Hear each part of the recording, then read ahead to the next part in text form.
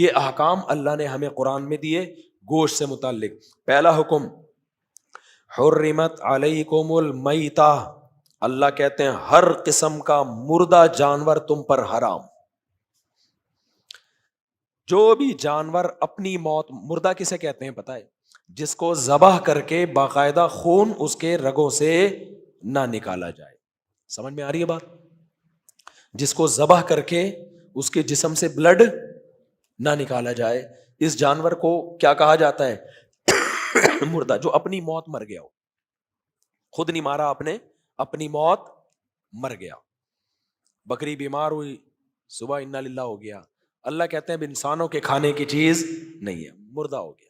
حالانکہ میڈیکلی کچھ بھی نہیں ہے. گوشت لے جائیں میڈیکل ٹیسٹ کرائیں سب. بھائی ہر چیز میڈیکلی نہیں ہوتی.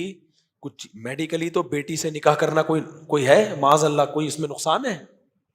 میڈیکلی تو ہومو سیکشولیٹی میں بھی کوئی نقصان نہیں ہے. لیکن یہ گدھوں کے کرنے کے کام، گدھے بھی نہیں کرتے یہ کام. تو اب دنیا ہر چیز کو میڈیکل سائنس کے لحاظ سے دیکھ رہی ہے، جبکہ تہذیب میڈیکل سائنس سے ہٹ کے ایک الگ چیز ہے. میں بات کو سمیٹتا ہوں کیونکہ بالکل ہی نہ بیٹھ جاؤں کہیں میں. تو اللہ نے فرمایا حرمت علیکم المیتۃ، تم پر مردار حرام ہے. اسی میں ایک اور فقہی مسئلہ میں بیان کر دوں کہ مچھلی بھی مردار ہی ہے. جب ہم مچھلی نکالتے ہیں نا تو وہ ذبح نہیں ہوتی، وہ کیا ہے؟ مردار ہے. لیکن حدیث میں آتا ہے احلت لنا میتتان، اللہ نے دو مردار ہمارے لیے حلال کر دیے ہیں، السمک والجراد، ایک مچھلی اور ایک ٹڈی. ٹڈی سمجھتے ہیں؟ وہ جو کھیتوں کو چٹ کرنے والی نہیں، ابھی 2-3 سال پہلے پاکستان میں بھی آئی ہوئی تھی، پورے غول. وہ ذبح کیے بغیر مر بھی جائے نا تو کیا کر سکتے ہو آپ؟ کھا سکتے ہو. تو امام ابو حنیفہ کا اسی حدیث کی بیس پر یہ موقف ہے کہ سمندر کی مخلوق میں، پانی کی مخلوق میں صرف مچھلی حلال ہے، مچھلی کے علاوہ کوئی اور جانور پانی کا حلال نہیں ہے. کیونکہ پانی کے جانوروں کو ذبح نہیں کیا جاتا، ان میں بہتا ہوا خون ہی نہیں ہوتا نا، تو وہ سارے مردار ہی کے حکم میں ہیں. لہذا مچھلی کے علاوہ کوئی اور چیز آپ نہیں کھا سکتے. سمجھتے ہو کہ نہیں سمجھتے؟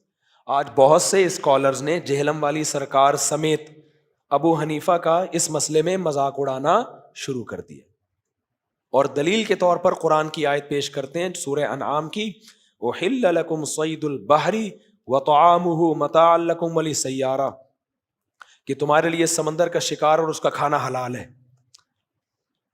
حالانکہ اس آیت کا سیاق و سباق آپ دیکھیں، وہاں حرم کی پابندیوں کا ذکر ہو رہا ہے کہ احرام میں تم خشکی کا شکار نہیں کر سکتے، سمندر کا شکار کر سکتے ہو. اس کا یہ مطلب نہیں ہے کہ سمندر کی ہر مخلوق حلال ہے. یعنی احرام کی حالت میں آپ حج کرنے جا رہے ہو نا یا عمرہ کرنے، سمندر میں ہو، وہاں سمندر میں شکار کر سکتے ہو آپ. احرام کی پابندیاں سمندری شکار پہ لاگو نہیں ہوتی. آپ کو پتا ہے نا احرام میں جو مارنا بھی حرام ہے. ابے کیا ہو گیا، اس کی آواز تو تیز کر دو یار بھائی، خدا کا واسطہ. پہلے گلے کی حالت دیکھو. اور آپ احرام میں جو بھی نہیں مار سکتے آپ، سمجھتے ہو، لیکن سمندر کا شکار کیا ہے؟ حلال ہے. تو اس آیت سے یہ نتیجہ نکالنا اور پھر احناف پہ کیچڑ اچھالنا، مذاق اڑانا کہ دیکھو یہ قرآن کی آیت کے منکر ہیں، اندھے مقلد ہیں، تو یہ نہیں بنتا. آپ کے پاس جب تک پوری نالج نہ ہو آپ تبصرہ نہ کیا کریں. تو حدیث میں آتا ہے دو مردار حلال ہیں، یعنی ہر طرح کے مردار حرام ہے. اس سے مستثنی کس کو کیا گیا ہے؟ دو مرداروں کو. اور اسی کو حدیث میں کہا گیا مچھلی کے بارے میں والحل میتتہ، کہ اس کا مردار ہمارے لیے حلال ہے. تو دوسری حدیث میں اس کی تفسیر ہے کہ اس مردار سے کون مراد ہے؟ مچھلی مراد ہے. دوسری بات یہ کہ میں نے ایک بیان میں یہ بات کہی تھی کہ اگر سمندر کی ہر مخلوق ہی حلال ہے تو سمندر سے تو ایسا ایسا گند نکلتا ہے نا، وہ چائنا والے بھی نہیں کھائیں گے وہ. تو پھر قرآن کی جو یہ آیت ہے وَيُحَرِّمُ عَلَيْهِمُ الْخَبَائِثَ، اللہ خبیث چیزوں کو تم پر حرام کر رہا ہے، اس آیت کا پھر مطلب کیا ہوگا؟ سمجھ میں آ رہی ہے بات؟ اس آیت کا کوئی مطلب پھر بنتا نہیں ہے. تو خبیث چیز ہے تو حرام ہے نا. تو بعض لوگوں نے اس کا جواب دیا جن میں جہلم والی سرکار بھی سر فہرست ہے. انہوں نے اس کا جواب یہ دیا کہ بھئی یہ تو آپ نے خود سے اس کو خبائث میں داخل کر لیا ہے. جب اللہ کہہ رہا ہے حلال ہے تو خبائث میں داخل نہیں ہے. تو میرا پھر ایک آخری سوال یہ ہے کہ اس کا مطلب یہ ہوا کہ پھر سمندر میں یا پانی کی مخلوق میں مگرمچھ اور کچھوا بھی حلال ہونا چاہیے. پھر آپ ایک جگہ ٹکو. اور سعودی عرب کے علماء شیخ صالح العثیمین ان لوگوں کی رائے یہی ہے کہ سمندر کی ہر مخلوق حلال ہے. تو ان کا یہ فتویٰ موجود ہے کہ پھر وہ کہتے ہیں ان سے کسی نے پوچھا کہ کیا مگرمچھ اور کچھوا بھی حلال ہے؟ انہوں نے کہا ہاں وہ بھی حلال ہے. ہمارے جو اسکالر ہیں نا وہ آدھی بات کرتے ہیں اور آدھی پی جاتے ہیں. تو پھر آپ پبلک کو صرف یہ نہیں بتاؤ کہ کیکڑا حلال ہے, پھر آپ پبلک کو یہ بتاؤ کہ کچھوے کے انڈے بھی آپ اسی طرح کھا سکتے ہیں جیسے مرغی کے انڈے پکا کے کھاتے ہیں, اور مگرمچھ کے انڈے بھی آپ کے لیے اسی طرح حلال ہیں جیسے کچھوے کے انڈے حلال ہیں. جہلم والی سرکار نے اس اشکال کا جواب دیا ہے. وہ جواب یہ دیا ہے کہ کیکڑا اس لیے حلال ہے کہ وہ پانی کے بغیر زندہ نہیں رہ سکتا, جبکہ مگرمچھ پانی کے بغیر زندہ بولو رہ سکتا ہے, اس لیے وہ حرام ہے. اور کچھوا بھی پانی کے بغیر زندہ رہ سکتا ہے. تو سرکار کی خدمت میں عرض یہ ہے کہ کچھوے کی دو قسمیں ہیں, ایک ہوتا ہے خشکی کا کچھوا, ایک ہوتا ہے پانی کا کچھوا. اور مگرمچھ بھی زیادہ تر پانی کے اندر رہتا ہے. وہ خشکی کا جانور, کبھی کسی جنگل میں مگرمچھ دیکھا آپ نے؟ تو جیسے کیکڑا پانی میں رہتا ہے, کبھی کبھار انجوائے کرنے کے لیے باہر آ جاتا ہے, تو مگرمچھ بھی پانی کا جانور ہے, کبھی کبھار انجوائے کرنے کے لیے باہر آ جاتا ہے. تو جس دن انجوائے کرنے کے لیے باہر تشریف لائے, کائنڈلی آپ اس کو پکڑے, کباب بنا کے کھائیں. پھر میں کہوں گا کہ آپ کا جو دعویٰ ہے حنفیوں کے خلاف, آپ اس دعوے میں سچے ہو. کھاتے نہیں ہیں تو کم از کم یہ بولیں کہ یہ حلال ہے. یہ لوگ پینترے بدلتے ہیں بہت زیادہ, اور جو جانور حلال ہے اس کے انڈے بھی کیا ہیں؟ حلال ہیں. تو جہلم میں کچھوے کے انڈے بکنے چاہیے. سمجھ میں آ رہی ہے بات؟ ہاں, خشکی کے کچھوے کی بات نہیں کر رہا. کچھوا تو دو طرح کے ہوتے ہیں, پانی کے کچھوے بھی ہوتے ہیں, کبھی کبھار باہر آ جاتے ہیں, جیسے کیکڑا کبھی کبھار کہاں آ جاتا ہے. تو جس دلیل سے کیکڑا حلال ہے اسی دلیل سے کچھوا بھی. تو ابو حنیفہ کا شکر ادا کرو, تمہیں کچھوے کے انڈے اور کچھوے کے انڈوں سے اور مگرمچھ کے انڈوں سے تمہیں انہوں نے بچا لیا. تو اس لیے ہمارا موقف بہت مضبوط ہے کہ سمندر میں صرف مچھلی حلال ہے, مچھلی کے علاوہ کوئی اور مخلوق حلال نہیں ہے. اچھا, جہلم والی سرکار کی عادت یہ ہے الزامات لگانے میں ماہر ہیں. جہلم والی سرکار نے کہا ہے ایک بیان میں, اور لوگ نکال لیں گے انشاءاللہ وہ کلپ, خود ہی نکال لیں گے لوگ. ایک بیان میں کہا ہے کہ ویل مچھلی حنفیوں کے نزدیک ناجائز ہے. یہ بھی پھینکی ہے لمبی بیٹھے بیٹھے. جب مچھلی مان لیا تو وہ ناجائز بولو نہیں ہے, ہر طرح کی مچھلی حلال ہے. اور ایک آخری سوال میرا, دیکھو عرب 3 طرف سے پانی میں ڈھکا ہوا ہے, جزیرہ عرب ہے نا. اگر یہ کیکڑا اور سمندر کی تمام مخلوق مچھلی کے علاوہ حلال ہوتی, کسی ایک صحابی یا کسی صاحب علم تابعی سے دکھا دو کہ جنہوں نے مچھلی کے علاوہ کوئی چیز کھائی ہو پوری زندگی میں. نبی نے کبھی کیکڑے کو ہاتھ بھی لگایا ہو, صحابہ نے کبھی کیکڑا کھایا ہو, یا تابعین میں سے کسی نے مچھلی کے علاوہ کوئی مخلوق کھائی ہو کبھی بھی, کہیں بھی نہیں ملتا. تو اس لیے ابو حنیفہ پہ اعتراض کرنے سے پہلے آپ 100 دفعہ سوچا کرو. ابو حنیفہ جو تھے نا, وہ عبداللہ بن مسعود, جو علم دیگر صحابہ پہ اللہ نے ان کو فضیلت دی ہے, پھر ابن مسعود کے شاگرد علقمہ اور اسود, پھر ان کے ابراہیم نخعی, پھر حماد الکوفی, یہ سب گدی نشین چلے آئے ہیں, ان کے شاگرد امام حنیفہ تھے. تو میں لوگوں سے کہتا ہوں کہ دیکھو میں ایک تمہیں مثال دیتا ہوں, یار پھر بات لمبی ہو رہی ہے, بس چھوڑو اس کو یہی ختم کرو, یہ مثال کسی اور وقت دوں گا. میں آپ کو ایک بات بتا ہی دیتا ہوں, اب جب آئی گئی ہے نا. ہمارے جاننے والوں میں میرے ایک استاذ نے ایک واقعہ سنایا ایک عامل کا. یہ قرآن یہاں رکھو, پھر سناؤں گا یہ واقعہ, پھر واپس دے دینا مجھے. ایک عامل کا واقعہ سنایا, وہ بالوں پہ دم کر کے دیتا تھا. بال پہ نا, لوگ جاتے تو کہتے میں بزرگ ہوں, میرے بال لے جاؤ اور وہاں رکھو گے کام بن جائے گا. تو ہمارے استاذ کہتے ہیں میں نے اس عامل سے پوچھا تو کہاں کے بال دیتا ہے, تیرے سر کے بال تو ختم ہو نہیں رہے,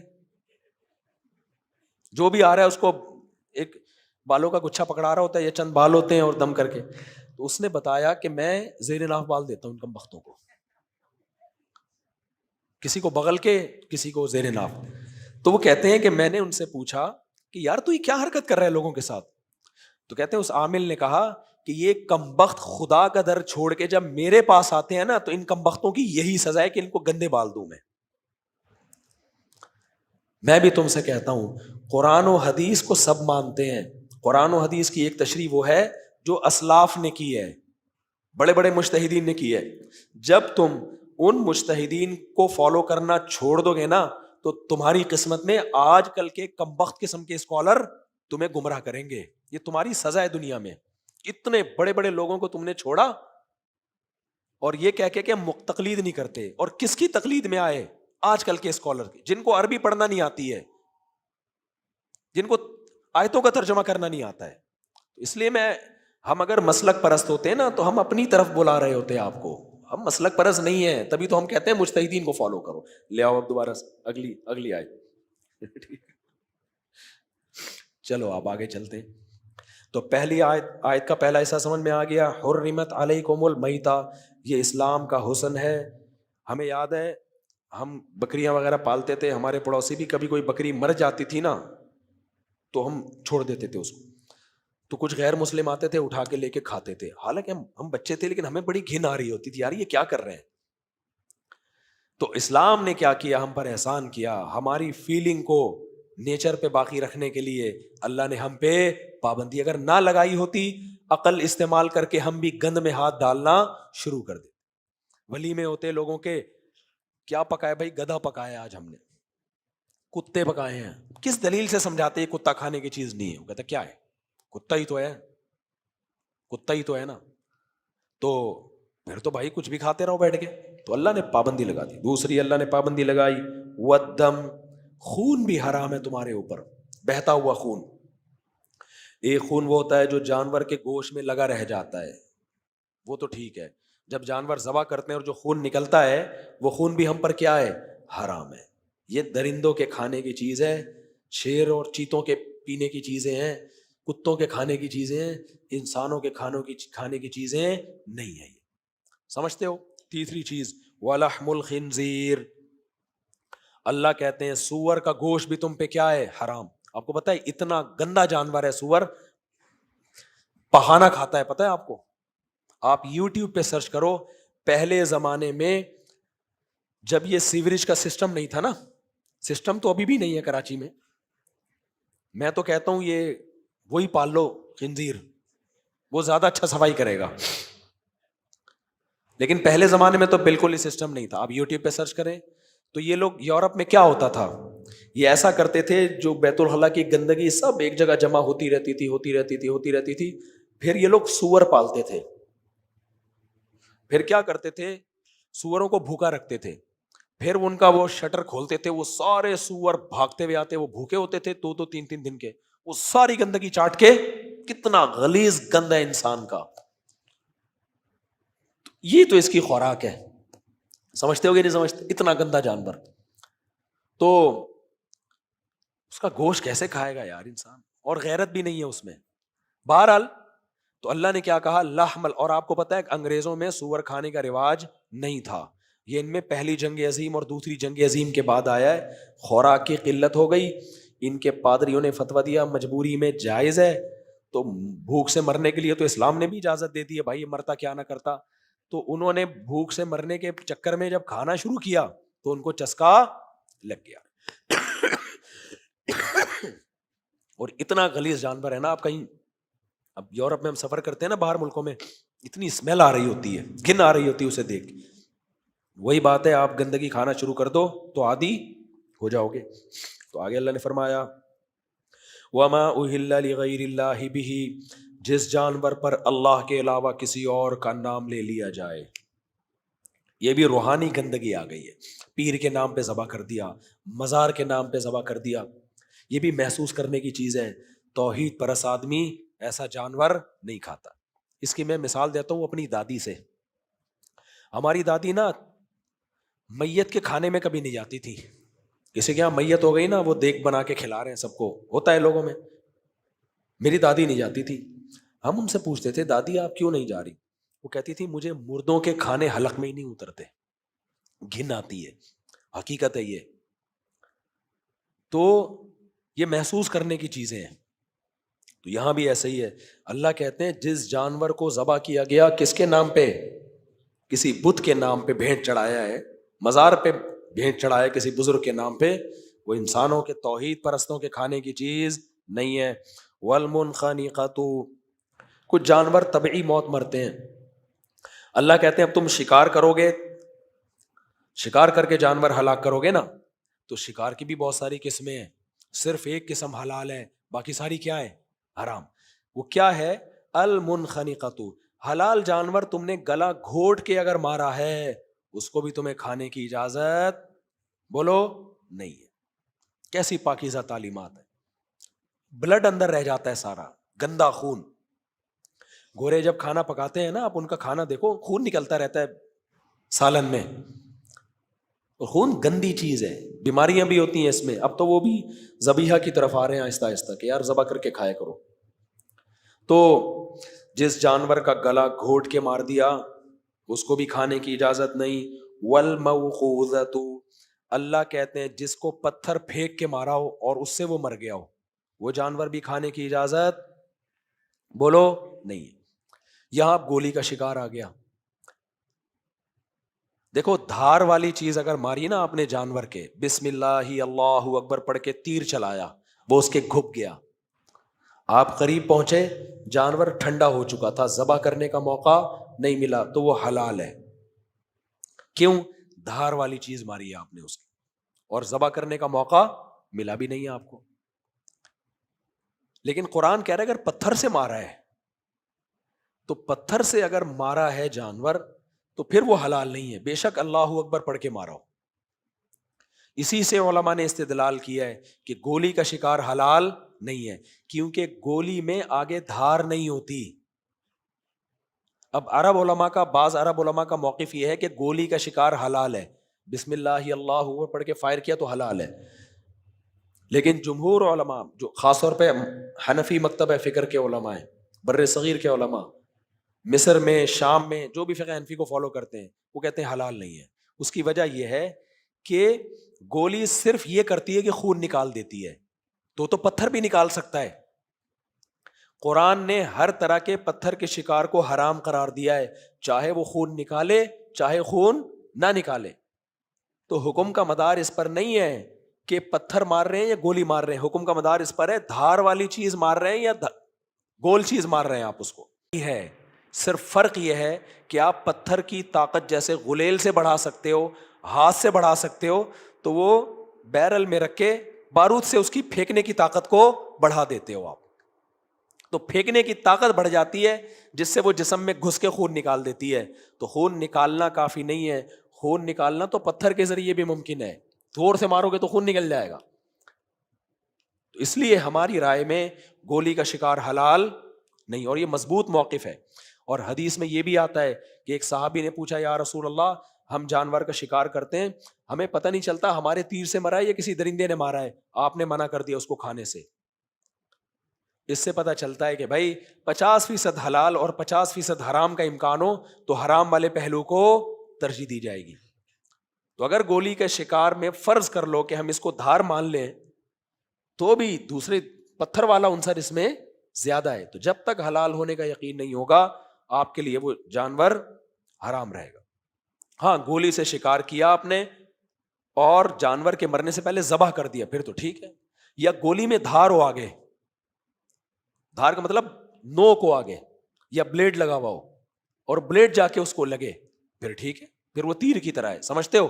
لیکن کلاشن کوف کی گولی ہو گئی یا 32 بور کی گولی, ان میں دھار نہیں ہوتی, یہ پھینکنے کی قوت سے اندر جا کے گھستی ہیں. تو اس کو اللہ نے موقوذہ کہہ دیا ہے. موقوذہ جو پتھر کی طاقت سے جانور ہلاک ہوتا ہے وہ بھی آپ کے لیے حلال نہیں. اور اس میں دیکھو جانور کو بھی سہولت دی جا رہی ہے. اگر اسلام یہ پتھر کی طاقت والے جانوروں کو حلال کر دیتا, لوگ پٹخ پٹخ کے مار رہے ہوتے جانوروں کو, اسلحہ تو اب ایجاد ہوا ہے. آپ یوٹیوب پہ سرچ کر لیں, میں نے خود دیکھا ہے, آپ بھی دیکھ لیں, بعض علاقوں میں کیا ہو رہا ہے, ہندوستان میں بعض غیر مسلم کیا کر رہے ہیں, کسی جانور کو جب کھانا ہے نا تو سر پہ کھینچ کے ڈنڈا مار رہے ہیں اس کے. تو یہ بھی موقوزہ میں داخل ہے, ڈنڈا ہو یا پتھر ہو ایک ہی ہے. اس جانور کے لیے بھی جب ہم ذبح کرتے ہیں نا جانور کو, یا دھار والی چیز جاتی ہے, اس میں جانور کو تکلیف کم ہوتی ہے اور بلڈ زیادہ نکلتا ہے, بلڈ جلدی نکلنے سے جانور ٹھنڈا جلدی ہو جاتا ہے. تو اس میں جانور پہ بھی رحم ہے اور انسان کو بھی اخلاقیات سکھائی جا رہی ہیں. سمجھتے ہو کہ نہیں سمجھتے؟ تو یہ تیسری قسم ہو گئی. والمتردیۃ, اللہ کہتے ہیں کوئی جانور بلندی سے گر کے ہلاک ہو جائے اس کو بھی کھانے کی اجازت نہیں ہے. شکار کا ایک طریقہ یہ بھی ہو سکتا تھا نا کہ آپ ہرن کو اوپر لیتے لیتے لیتے ایسی جگہ لے گئے جہاں وہ پھسل کے نیچے گر گیا, خون تو اس میں بھی نکلے گا لیکن وہ حلال نہیں ہے. والنطیحۃ, اسی طرح ایک جانور نے دوسرے جانور کو سینگ مار کے ہلاک کر دیا. اب سینگ میں دھار ہوتی ہے بہت دفعہ, لیکن وہ دھار آپ استعمال نہیں کر رہے, وہ کون استعمال کر رہا ہے؟ جانور. یہ ایک اشکال ہو سکتا تھا کہ اللہ اس کا مطلب دھار ہونی چاہیے, تو اللہ نے کہا نہیں, دھار والی چیز ہو اور تمہارا ہاتھ ہو اور تم نے اب بسم اللہ اللہ پڑھنا ہے, کسی اور جانور نے مار دیا. اسی وجہ سے علماء کا موقف یہ ہے, بر صغیر کے علماء کا, کہ مشینی ذبیحہ حلال بولو نہیں ہے. ایک ہی صورت حلال ہونے کی بچ جاتی ہے کہ آپ نے جانور کو پکڑنا ہے, گلے پہ آپ نے چھری چلانی ہے. اور ویسے بھی دیکھو اس میں اسلام نے انسان کی بھی ویلیو ہے کہ خود چھری چلائے, خود سے کہیں چھری گر کے چل گئی حلال نہیں ہے. اس کی دلیل کیا ہے؟ آگے آیتوں میں آ رہا ہے کہ یہود و نصارہ کا ذبح کردہ تمہارے لیے حلال ہے, ہندو کا ذبح کردہ ہمارے لیے حلال نہیں ہے. تو اس میں مذہب کی بھی قید لگائی ہے, مذہب کی قید کہ مسلم ہونا چاہیے ذبح کرنے والا, یا عیسائی ہونا چاہیے, یا یہودی ہونا چاہیے, کیونکہ یہ سیم ہے. یہودی عیسائیوں کا جرم کم درجے کا ہے, آسمانی کتابوں کی طرف منسوب ہے وہ. اب مشین جو ہے جس سے ذبح کر رہے ہوتے ہیں مرغیاں لاکھوں, یہ یہودی ہوتی ہیں یا عیسائی ہوتی ہیں؟ بولو نا, یہ کچھ بھی نہیں ہوتی. آپ کہہ سکتے ہو بٹن دبانے والا تو مسلمان ہے نا, اس میں بٹن دبانے والا تو مسلمان ہے. تو بھائی قرآن سے ہمیں صاف پتہ چلتا ہے کہ یہودی, عیسائی یا مسلم کا ذبیحہ ہونا چاہیے. ہاتھ جو استعمال ہوگا وہ کس کا ہوگا؟ بٹن جب آپ دباتے ہو نا تو بٹن دبانے کی حد تک تو آپ کا کام ہوتا ہے, آگے سارا کام مشین کا ہوتا ہے. تو مشین کا کوئی مذہب نہیں ہوتا. اب سوال پیدا ہوتا ہے اسلام کو یہ قید لگانے کی ضرورت کیا تھی کہ بھائی مسلم ہو, بھائی چلو گلا کاٹ دیا, اس کا خون نکل گیا نا, تو اب یہ کیا کہ یار تو مشین کاٹے یا ہندو کاٹے یا سکھ کاٹے تو یہ کیا مسلمان ہو؟ اس کی بھی ایک وجہ ہے, خوب سمجھ لو. اس کی بھی ایک وجہ ہے کہ جو سلیم الطبع انسان ہوگا, دیکھو بہت ساری اس میں حکمتیں ہیں. ایک بڑی حکمت اس میں سرسری غور سے جو سمجھ میں آتی ہے وہ یہ ہے کہ جانور کا کھانا اصولی طور پر حلال ہونا ہی نہیں چاہیے. جیسے کہ ایتھیس لوگ جو ہے نا, جو ویجیٹیرین ہے, ایتھیس نہیں ویجیٹیرین بولتے ہیں کہ جتنا ہمیں زندہ رہنے کا حق ہے اتنا ہی جانوروں کو بھی زندہ رہنے کا حق ہے. آپ کس بیس پہ ان کو قتل کر کے کھا رہے ہو؟ آپ آلو پیاز ٹماٹر کھاؤ نا, یہ ظلم ہے جانوروں کو کاٹنا. سمجھتے ہو کہ نہیں سمجھتے؟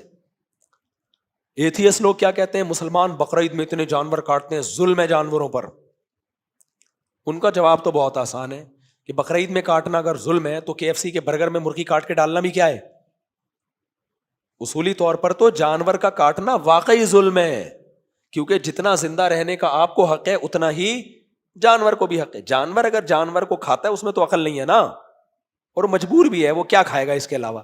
ہمارے پاس تو آلو پیاز ٹماٹر خربوزے کم ہے کیا؟ کوئی ضروری تھوڑی ہے کہ ہم گوشت ہی کھائیں.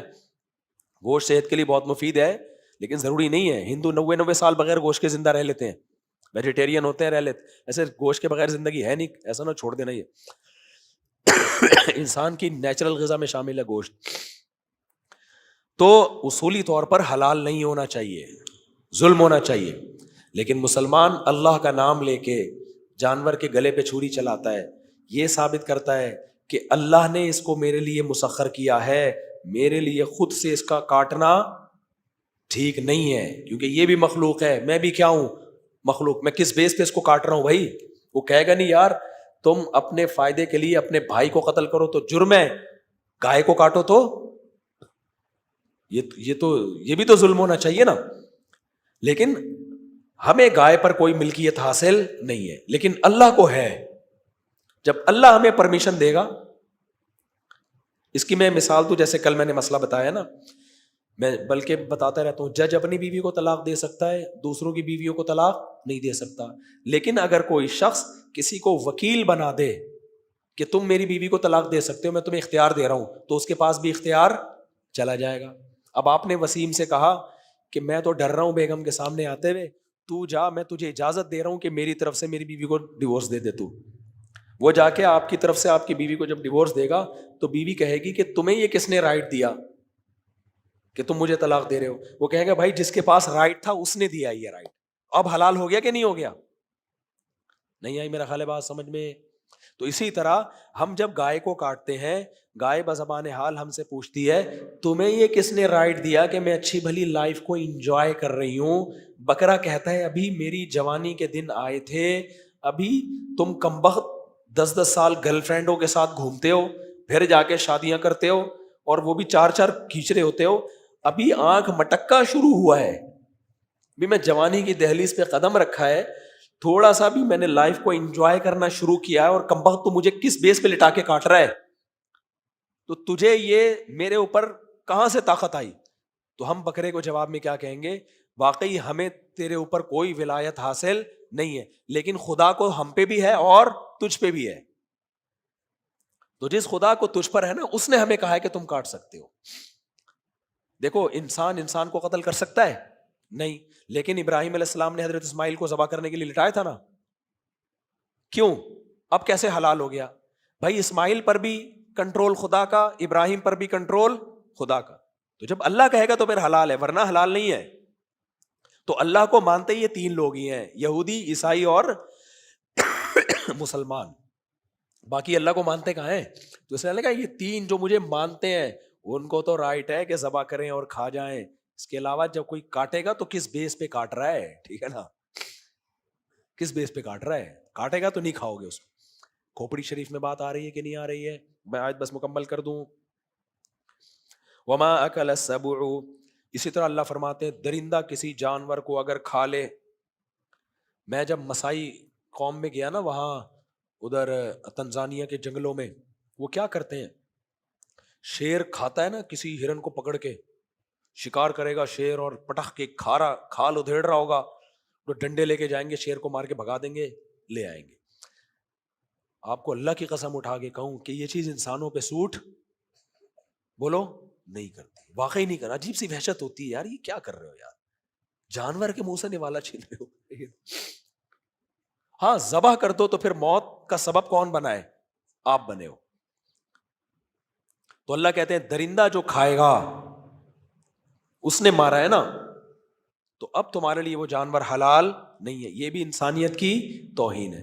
تو بھائی تہذیب آپ کو صرف اسلام میں نظر آئے گی، غیر مسلموں کی تہذیب 3 پیس سوٹ اور ٹائی کے سے آگے نہیں بڑھتی. آگے اللہ فرماتے ہیں وما ذبح علی النصب، اسی طرح جو بتوں کی بھیٹ چڑھائے جاتے ہیں، جانور مزاروں پہ کٹ رہے ہوتے ہیں، ان کے قرب حاصل کرنے کے لیے بتوں کی بھیٹ چڑھائے جا رہے ہوتے ہیں، وہ بھی تمہارے لیے حلال نہیں ہے. تو دیکھو اسلام نے حلال کا ایک بڑا کانسیپٹ دیا ہے. مسئلہ یہ ہوتا ہے کہ جو لوگ یورپ امریکہ میں جاتے ہیں نا، وہ حلال حرام کی فکر چھوڑ دیتے ہیں. تو ایسا مت کیا کرو، جا کے فکر کیا کرو، جہاز میں جب جاؤ حلال منگواؤ. اچھا یہ بھی آپ کو بتا دوں، مرغی پہ بہت دفعہ حلال لکھا ہوا ہوتا ہے، ہوتی نہیں ہے. بہت سے اسلامی ملکوں میں بھی حلال نہیں مل رہی مرغی. میں نے تو اب جہازوں میں نا مرغی کھانا چھوڑ دی ہے، کیونکہ مشین کا ذبیحہ ہوتا ہے، اور آج کل اسکالرز مارکیٹ میں ہول سیل کے حساب سے بک رہے ہیں، مل رہے ہیں، وہ ہر چیز کو حلال حلال حلال حلال. پھر وہ کہتے ہیں ایکچولی ضرورت ہے، ایکچولی ضرورت ہے. ضرورت کہاں سے؟ ضرورت کا مطلب یہ ہے کہ ہم بھوک سے مرنے لگو. بھیسی چیزیں کھانے کی ہیں، مچھلی کھا لو آنکھ بند کر کے جہاں بھی ملتی ہے، ٹھیک ہے نا. اور اسلامی ملکوں میں، اچھا پاکستان میں بہت خاندانی حلال ملتا ہے، ایسا حلال چکن جو یہاں پر ہے نا، گوشت، یہ دنیا میں نہیں ہے کہیں. سعودی عرب میں بھی بہت، وہاں کے لوکل کمپنیوں کا تو بالکل حلال ہے، باہر کے آنے والے کا پتہ نہیں ہے. میں سعودی ایئر لائن میں بھی جب جاتا ہوں، مرغی کھانے سے میں احتیاط کرتا ہوں. میں نہیں کہہ رہا حرام ہے، مجھے تحقیق نہیں ہے، لیکن میرا دل نہیں مانتا. ہو سکتا ہے جو آپ تحقیق کریں تو ثابت ہو جائے کہ وہ حلال ہے، لیکن برازیل سے پتہ نہیں کہاں کہاں سے چکن آ رہا ہے، کوئی بھروسہ نہیں ہے. ہاں آپ سعودی ایئر لائن میں، ایمریٹس ایئر لائن میں جائیں، بکرے کا یا گائے کا گوشت منگوا لیں، وہ حلال ہوتا ہے، کیونکہ وہ مشینی ہوتا نہیں ہے نا. مرغیوں کو تو کٹ کٹ کٹ کر مشین لگاتے ہیں، گایوں کو کون مشین چلائے گا اتنی بڑی. تو گائے کا گوشت اور بکرے کا گوشت حلال ملتا ہے. تو باہر ملکوں میں جب جایا کرو، انسان کے بچے بن کے رہا کرو، ایسا نہیں کہ جو آ رہا ہے کھا لیا. جاپان میں بہت مشکل ہے حلال ابھی بھی. تو میں جب جاپان گیا تو وہاں کے مسلمانوں نے بتایا کہ بھائی ہم نے اپلیکیشن ڈاؤن لوڈ کی ہوئی ہے. جاپان میں مسئلہ یہ کہ دودھ میں بھی حرام شامل ہوتا ہے، کافی میں بھی حرام شامل ہوتا ہے. کافی بھی آپ لوگ نا تو وہ پڑھتے ہیں کہ یار اس میں حرام چیزیں شامل ہیں، سور کی چربی ہوتی ہے، پتہ نہیں کیا کیا ہوتا ہے اس میں. تو جب بھی کسی غیر مسلم کنٹری میں جاؤ تو وہاں پہلے مسلمانوں سے رابطہ کر لو. تو ہر جگہ ایپ بن گئی ہے الحمدللہ. تو ہمارے دوست جاپان میں ہمارے ساتھ تھے، جب بھی کوئی چیز خرید، کافی بھی لینی ہوتی نا، تو وہ موبائل میں ڈال دیتے، اس میں فوراً وہ سامنے آ جاتا، وہ فوراً فیصلہ کر لیتے. تو آسان کر دیا الحمدللہ بہت اس کا، لیکن تھوڑی سی تحقیق ایک دفعہ کرنی پڑے گی. اور میں تو لوگوں سے کہتا ہوں جو باہر ملکوں میں رہتے ہیں، یار ہر شخص مسلمان حلال کھانا چاہتا ہے تو تم حلال کا بزنس کر لو وہاں پہ. اب جاپان میں ایک بنگلہ دیشی نے جب دیکھا نا کہ حلال مشکل ہے، اس نے سلاٹر ہاؤس کھول لیا، دنا دن کروڑ پتی بن گیا. وہ بہت اچھا کیا، بزنس بھی ہو گیا، لوگوں کو حلال کھانے کو بھی بولو مل گیا. تو یہ ہر جگہ آج کل ٹھپے لگ رہے ہیں حلال کے. مشینی ذبیحہ ہوتا ہے، بعض دفعہ ذبیحہ ہوتا بھی نہیں ہے، بس ایک ٹھپا لگایا ہوا تو حلال، ٹھپا لگایا ہوا تو حلال. وہی وہ مثال ہے، بس وہ کہہ کے بیان ختم کرتا ہوں. ایک سیاسی لیڈر تقریر کر رہا تھا کہ آپ مجھے ووٹ دیں، میں مردوں کے لیے الگ ہاسپٹل بناؤں گا، خواتین کے لیے الگ ہاسپٹل بناؤں گا. آپ مجھے ووٹ دیں، میں مردوں کے لیے الگ اسکول بناؤں گا، خواتین کے لیے الگ اسکول. بولے جا رہا ہے نا، پھینکے جا رہا ہے. کسی نے کہا ہمارے ہاں میٹرنٹی ہوم نہیں ہے، جو خواتین کے بچہ پیدا ہونے کے جو ہاسپٹل ہوتا ہے وہ نہیں ہے. اس نے کہا آپ مجھے ووٹ دیں، مردوں کے لیے الگ بناؤں گا، خواتین کے لیے الگ. تو بعض لوگ ہوتے ہیں بیٹھ کے پھینکنے کے لیے، پھینکتے رہو بعد میں دیکھیں گے. تو ایسے ہی بعض ملکوں میں حلال کی اسٹیمپ بعض اداروں نے بنائی ہوئی ہے، جو آتا رہے گا حلال ٹھپا حلال ٹھپا، چاہے وہ سور پہ بھی ٹھپے لگا رہے ہوتے ہیں حلال کے. تو خالی ٹھپا دے کے فیصلہ نہ کر لیا کرو کہ یہ حلال ہے. سمجھتے ہو کہ نہیں سمجھتے؟ اللہ تعالیٰ سمجھنے کی عمل کی توفیق عطا فرمائے.